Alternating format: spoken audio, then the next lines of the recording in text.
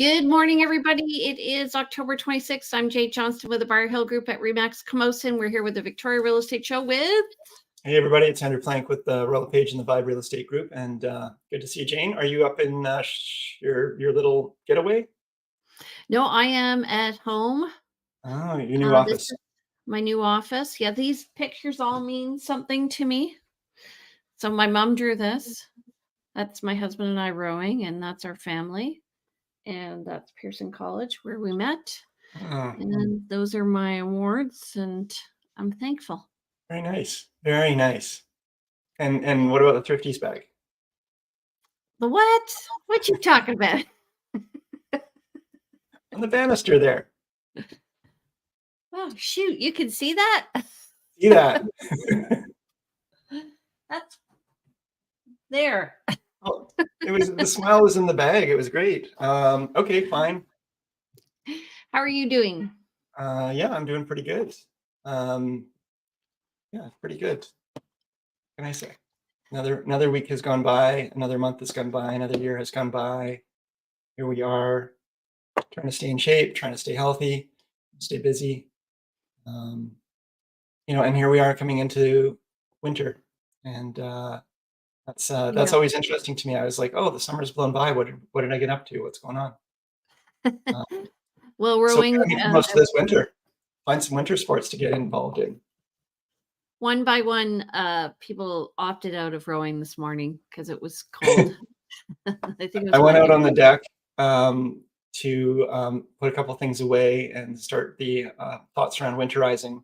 And I was slipping and sliding out there because there was frost on the ground, and I didn't even realize it. I almost took a header. So yeah, yes, it's suddenly here amongst us folks. So I was back east and looking at the beautiful colors. We don't really get them here because we're more evergreen, but it was really awesome. And I just want to say thanks to all my classmates from Queens Phys Ed 88. I really enjoyed seeing you last week. So was a reunion, was it? Yeah, 35th reunion. I can't believe it. I feel so old. Oh, okay. But that's okay. That's okay. That's okay. Anyway, it's all good. Okay, so let's talk about, we have a lot to talk about today. So Sandra Jackson, who's a realtor with Royal LePage in Toronto, puts out these stacks. Actually, she compiles them from other sources. So I've been looking around. I'm like, wow, this is cool, which I sent to you, right? So I think I've seen stats from CMHC and such before, but it's good to have them all in one place. Yeah. Okay, so let's see what's going on with the market for this week. So it's October 26th. We're going to be discussing updates on rates and economic factors and what's coming down the pipe. Go ahead, Andrew. Okay, well, today is, as Jane mentioned, October 26th, and in the last week we had 233 new listings go live. 114 properties went pending out of the pool of available properties. 149 properties decreased in price out of that pool as well.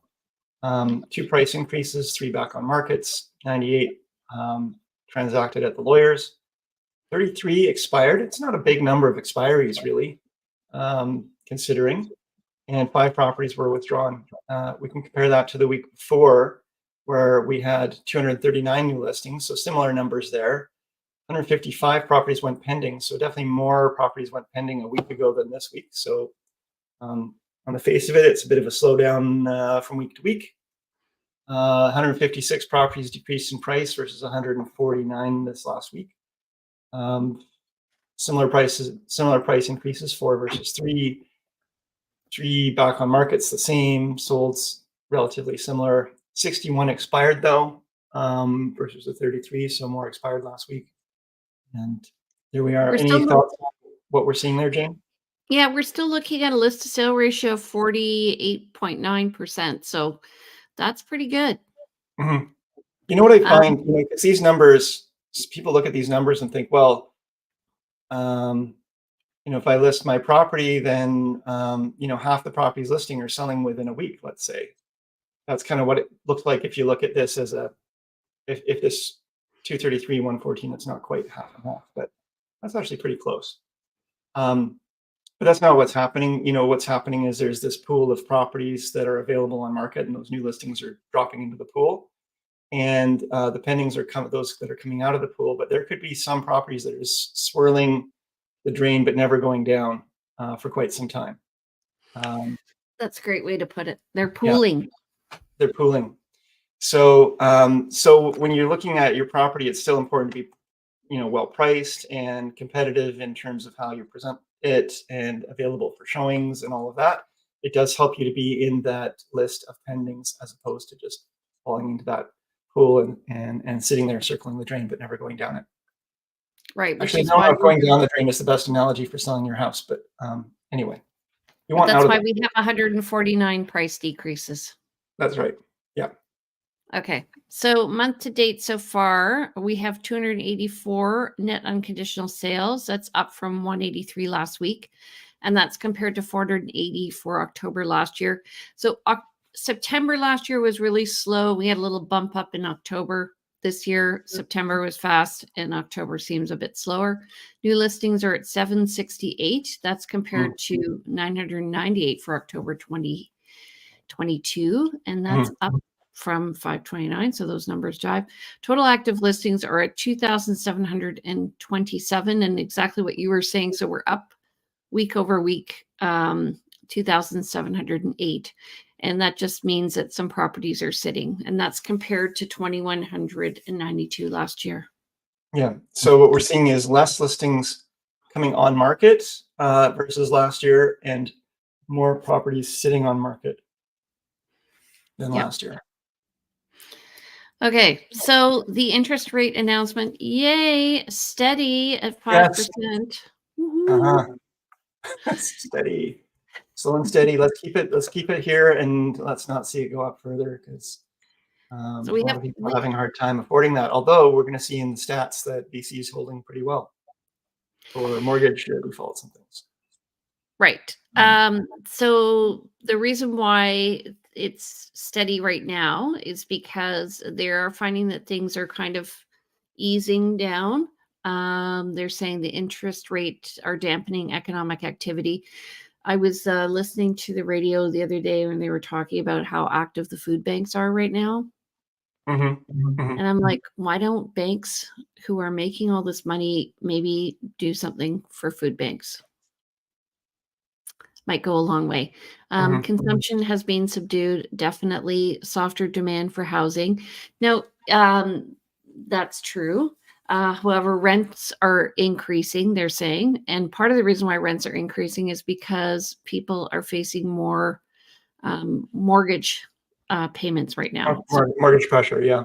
If you're an owner and you have a property up as a rental, and your interest rates have gone up and you're paying more per month, then you're sure hoping to get more rent for your place in order to, try to keep it covered or not have to support it as much. Many people have investment properties in the city that they actually have to pay above and beyond what they're getting in income from their suite in order to keep it floating. And the idea there is that the hope is that the value of the property goes up more quickly than the payments. So you're actually still investing, but in recent years, that's it's gone against that trend, and it's been a hard time to hold an investment property, harder time. Right. So right now everything is steady, but they did not say that they're going to hold the interest rates over the next year. They said there may be an increase in the new year. Yeah, they're holding out that axe over our heads of saying we can still do this. We still have the power to raise those interest rates, and so don't get too excited. But the pundits are also hoping and saying that this is probably the top. Although I don't know, each time there's one of these interest rate hikes or announcements, they say that's probably it. The pundits say that's probably it, and then there's another. And we're probably not going to see rates come down till 2025 potentially, as well, as what some folks are saying. Well, we're going to look at a little more stats. So This is from Sandra Jackson, and she got the information from Stats Canada. And so if you look at the arc, what she's showing you is that we were steadily increased to mid 2022, and now we're looking at a leveling off here. That's what they're predicting. Stats Canada is predicting a leveling off of inflation rates, and the Bank of Canada wants to see interest rates at 2%. Right. Right? They're trying to bring the economy back down to a 2% space, and if their interest rates are having the effect of bringing things down, period over period, then that's good. They'll probably continue to keep the rates as they are. If they're finding that inflation starts to spike again, they still have the power to raise those rates. Right. And I really felt this in the spring, this little rise again. And, as we talked with the economist for BC Real Estate Association, he was saying we had a bit of a run and mortgages are a part of inflation. There's the basket that they look at, and mortgages are certainly part of what's in that basket. But depending on how you fill that basket, you could look at inflation from different perspectives, and different professionals and different individuals can evaluate this from their own perspective. I mean, I found my father has been stockpiling food because he saw inflation coming, and so he stockpiled a bunch of food. And he's very proud to not have to go shopping today as much because he's got his food stockpiled. Yes, folks, he's a Okay, this is interesting. So the employment rate after COVID, it was very high, up almost at 14%. Yeah. That's still in 2020. And then 2022, it has come down. It took 2 years to get back to the prior levels. Yeah. And now we're apparently one of the main factors is one of the good things is the jobs that are being filled by our immigrants. So, I think that's just awesome. We're still looking at a low unemployment rate of just over 5%. And I know in Victoria, it's probably even lower than that, right? I can't speak to that, but I mean, it seems that we have lots of jobs available for people if they want them. Yeah. So actually, I'm just going to put the, as we go along, I'm just going to put these in the, hold on. Oh, into our comments? So yeah, into the comments. I'm just going to put where we can get these press releases and stuff like that. Okay. All right. So residential mortgages. So this is interesting. The red are above the average. The green are below the average. And these are mortgages that are in arrears. And so I actually went to the website where she got this information, and I was looking at it. So it's 0.12%. So that is 866 out of 714,000 mortgages in August of 2023. And it has been fairly steady. Are you talking about BC? Was that the number you were referencing? Pardon? Those numbers you're referencing, is that specific to BC or Canada or just BC?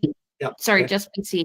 And back to February of 2019, it was at 0.15%. In 2010, it was up around 0.5%. So we're definitely down. And I think most people will say that they will try and preserve their house for as long as possible. They're going to take the money away from other sources. Sorry, did you say in 2019 it was 0.5% for BC in arrears? No, 2010. In 2010. Thank you. Yeah. So just looking back over time here. Yeah. That's sort of when it peaked. Okay. And now we have one of the lower, I mean, Ontario is slightly lower, but we're quite low for mortgages in arrears. People seem to be able to be paying their mortgages, not getting behind on their payments, despite the higher interest rates. I think a lot of people did choose to do fixed term mortgages when interest rates were so low. Other people on the variable rates. When we did get qualified for variable rates, as you may recall, if you have a mortgage, we had to do the stress test. And that stress test was designed exactly for this kind of situation where if the interest rates go up, can you continue to pay your mortgage? And it seems like that is proving out. Yeah, so it's interesting to me that Saskatchewan and Manitoba, like the prairies, are not doing well. And Mhm, specifically, when I was looking at the data, it seemed like Winnipeg was having a hard time. So I don't know why mhm.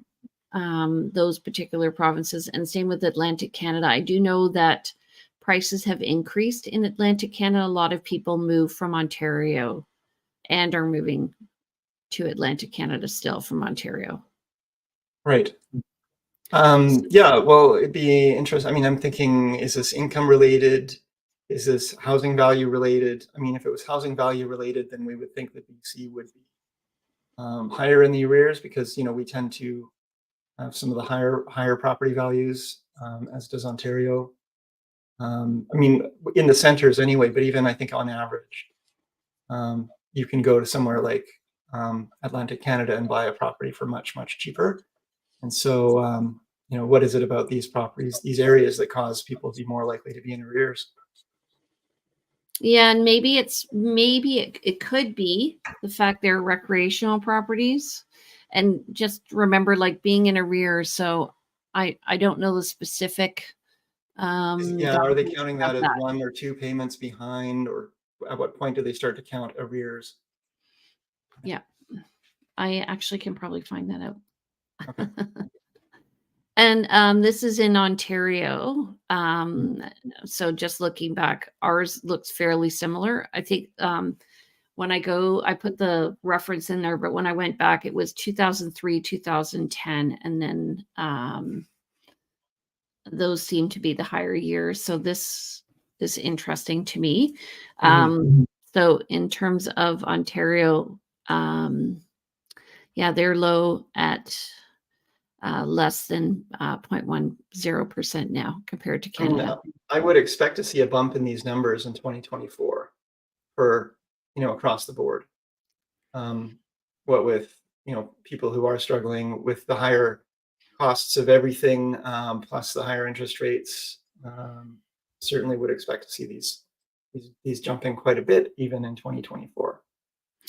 It's What's been interesting, Leo Spaltaholz from House Hunt Victoria was talking about this the other day. It's interesting to see that there hasn't been um, a spike in properties coming up for sale, um, due to the higher interest rates, as people are saying, like, I just can't I can't bear to be under this weight anymore, these payments. Let's just sell the property and rent, or move to a smaller value property and lower our mortgage exposure and that kind of thing.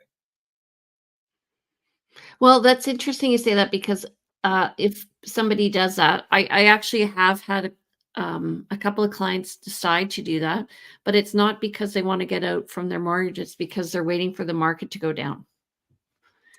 Right. So they're gambling and they're hoping if they sell now, at, I can't call it peak pricing because that was, a year ago or um, more than a year ago. But if they sell now, they're going to be able to buy back later for a lesser price and scoop up the difference, even after accounting for taxes and fees and so forth. So That's a gamble. the rationale is that if they sell now, they'll have less debt servicing. Right now, they'll be able to accumulate money. One is getting free rent, like, it just totally makes sense. Mm, They're thinking that there'll be more people going into arrears, and they're gonna take advantage of that. right. Yeah. So and I have been finding, having a recreational property myself, not exactly recreational property, but a rural property listed for sale that's bare land, and seeing what kind of activity it gets and the feedback and the conversations with other agents around what's happening in that area. It's very clear that, um, cash buyers are the ones that are in a position of power right now, for those kind of properties, and people who have stretched themselves to buy a recreational property and maybe put that on their line of credit on their regular home are thinking like, maybe I don't want to be under the weight of this anymore. I'm going to sell out this recreational property and consolidate my what I've got here. So peak pricing as well. It's interesting you say that. So peak price in terms of purchase price, but I think we're peak price in terms of interest rates now. Like cost of owning a home is higher, Mm, even if prices have gone down. So that's why you're saying that cash is king yeah, yeah. because because relatively speaking, actually you are um not at peak price if you're in cash. If you're buying a property for cash, you're not paying the high interest rates, and you are benefiting from the lower pricing. Whereas someone who, um, let's say, they bought today at a higher interest rate versus a year and a half ago at a lower interest rate but a higher price, your monthly payments could be exactly the same, Yeah. but your actual, equity or not is you're in a better position today if you buy today with cash. Yeah, and the irony is, so in 2007, when the US, when a whole bunch of people leveraged themselves so high, 2006, 2007, they, many people were going into foreclosure and they have a different banking system than we do. We now, with this 5-year renewal, this is what everybody's betting on, right? It's a 5-year renewal. Is that come 2025? That's when people are going to be like, ugh. So the bank has to get its act together on inflation before that and bring the interest rates down before that. Otherwise, that's when we're going to start seeing the residential mortgages, Okay, really. so I think what you're saying is people, let's say in 2020, who got in on a mortgage on a fixed rate mortgage at a really low interest rate, are coming up for renewal in 2025, and they're going to have to qualify, and not only qualify but actually pay for a mortgage at a much higher interest rate if interest rates remain where they are. And so there's going to be a lot of people hit by that. And there are people who are just banking on and hoping that they can just continue to cruise through this. There's two groups here. There's the folks who have the mortgages that are hoping they can cruise through this, get to the end of the day in 2025, and find that interest rates have come down again so that they're going to be okay. There's the other folks that are waiting for that to come around. Interest rates remain high and people just can't afford it and they're going to have to fire sale their homes. So that's Yeah. kind of like, those are two scenarios you're kind of looking at. And of course, there's not a fixed date of 2025. There's people with mortgages coming due from today onwards, but there will be people with really low rates that are holding out, and they're coming up for renewal in the next couple of years. Yeah. And at this point, I wish we had an American system with a 30-year mortgage at 2%. Right. Yeah. The, You can't have it all, but that's, yeah. but, There's it times makes when you that makes sense. wonder, like, how is the bank making any money in the US? Whereas here, they're like rolling in the dough. We do have the option though. I mean, yeah, so the 2% mortgages at 30-year mortgages at 2% are amazing. We did have, you do have the ability when you get a mortgage renewal to lock in for, 3, 5, 10 years. And I think longer. I haven't really looked at that, but I think you can even lock in longer, can you? Yeah, well, they'll just charge you a They'll higher charge you a percentage. higher interest rate, and that's the thing. So you can choose to do that. It's just you're gambling that longer term interest rate. Okay, so let's talk about needs and wants. So anyway, what's your prediction actually now I've got for none. I mean, it's been so all over the place. I'd like to see and hope that things get more affordable, but for everyone that the interest rates come down a little bit. But it's really hard to say, and there's so many other factors like global events that can impact rates as well and markets. So I'm just going to continue just to help people as they need to buy and sell. And I feel like we're going to see a slower spring.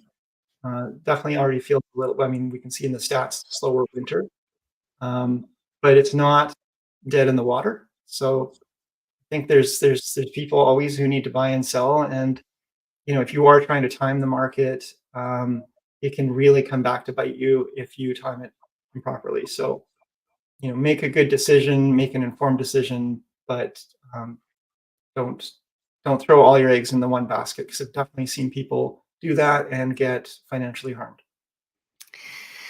Right. And you know, we can overthink this process or we can just go with it. So, we have to work with what we have in the moment, essentially, is what you're saying. Yeah, as realtors, we do. I mean, and it's really hard to give. It's always interesting because you and I have both, when the market is going up and up and up, and there's no end in sight, and we help someone buy a property, and then the next day property values go way down, and you thinking like, oh darn, these people have just locked themselves in at more than they needed to, but there's nothing that we really could have done or said, and they were. It's just where things land. And the same Yeah. thing with, things going down. We don't know. Um, we've got listings right now. We're seeing, as we talked about the stats, properties with price reductions happening. Is it wise now to get ahead of price reductions and price really aggressively to get your home sold really low? But then if the market buoys back up right after you've done that price reduction and sold the property at a lower price, you could have held out and gotten more. We never know where the market's going to turn around either. So it's a matter of just doing the best you can to advise and let your clients make those decisions, but with that information in front of them. But It's there's interesting nobody because really knows. I mean, these things, if people did really truly know, uh, they'd be the billionaires. There's very few of those. so it's interesting you say that because we just listed a condo recently where I'm not sure if I told you this, but anyway, the sale price is here. Everybody was listing here and negotiating down. And we decided we're just going to list where the sale price was. Yeah, And so these guys are all still sitting there yeah, anxious. yeah, They're not going to get more money. yeah, And we just sold it. We had tons of interest. yeah. And I've always, and you and I have both had the conversation with the seller who says, okay, you talk to the seller, and you say, okay, this is where the sales are. This is where people are asking. I'm going to suggest you go here, and they're going to say no, but I actually want to go here, Yeah. because people can always make an offer. And you know, and I say, well, yeah, they can make an offer, but they're going to make an offer on these ones or these ones. Yours is not going to be the one they're going to come to first to make an offer. Because if they're hoping to get money off the price, it's not that. Yeah. And Um, buyers are still like Buyers are really savvy. I had a guy yesterday say to me, he was a plumber. He's like, so market's still hot. They're still expecting to pay more. So depending on how savvy the buyer is, we're savvy, but the buyers are not savvy. The sellers are not savvy. Very rarely are they savvy. We need to give them our best advice and then let them choose. But what we can't do, and we do this all the time. You and I always say, what do you think the future holds? And we kind of talk about that. But at the same time, we don't really know. We can just sort of say, based on what we're experiencing in the last little while, plus the overall trends, what we kind of see. But to make a decision on that, we have equal chance of being wrong as anybody else. Yes. Well, more informed chance of being wrong. Yeah, yeah, okay, fair enough. Fair enough. Okay. So, what do you have on the market that you need to sell right now? Well, I've got a number of listings. I've got a great townhouse, really well priced now on Pandora. Two beds, two baths, 1,400 square feet, so it's large for this price point of 715,000. Has a garage and nice shape, nice floor plan. Really love to see that move. I've got two single family properties, both in Esquimalt, one on Garthland. It's a great home if you are looking to um, have multi-generational living there, or bring mom and dad, mom or dad. It's a smaller suite down, but it is just level entry, full height, above ground suite with no step. And then the upstairs is a wonderful 3-bed, 2-bath configuration, nice yard, great place. We also have one that's 3 beds up with and 3 beds down, 2 separate suites over on Witchbury at $1 million, which is great value for anybody looking for that kind of property. If this had been again a year and a half ago, it would have been 1.15. And flying out the door. And today at $1 million, it's sitting. Could use a little TLC, but it's overall well worth it. And there's lots of good fundamental things done, like gas furnace, and the roof's in good shape and newer windows. We're going to talk about. I'll let you do yours, and then we'll talk about wants. Oh, thank you. Okay, we have 3 homes on the market right now. One is on Southgate. It's a condo at 635, 2-bedroom, 2-bath. It's just under 1,200 square feet. It's all being renovated. We're getting great feedback on it. So the only thing is it does not have shared laundry. So just a note to people. But great location at 1035 Southgate. So right by the park there. And we have a duplex, which is really the original family home. They built a deck and then joined it to another family home in behind. So that's priced at $915. So it's an income suite down below. And it is getting $1,245. So if you're looking for an income helper, that one's a lovely home. That's just down below where my place. That's the one on 5th, was it? No. 5th Street. Yeah. Yeah. So that's at 2741 5th. And then we have one at 4562 Rithitwood. That one's priced at 1420. We've been going back and forth with a buyer who wants us to pay for all their renovations. There are some issues which we have disclosed. So anyway, we're completely upfront about it all. So this one is 3,284 square feet. It's on a large lot, but it's at the top of a hill. So that's a bit of a challenge, but it's really close to parks and walking distance to Lochside Elementary. It's a lovely home, actually. And it's got that kind of 1980s modern appeal. It's really cool. So we're talking West Coast contemporary kind of home, or yeah. Okay. Yep. I like that style.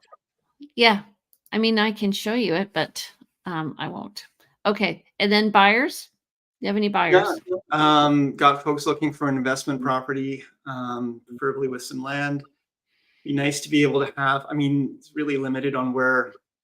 I had to do some extra research on this, but a lot of municipalities do not allow quote investment properties unless it's a duplex. So in other words, the owner has to live in the home if there's a suite in there.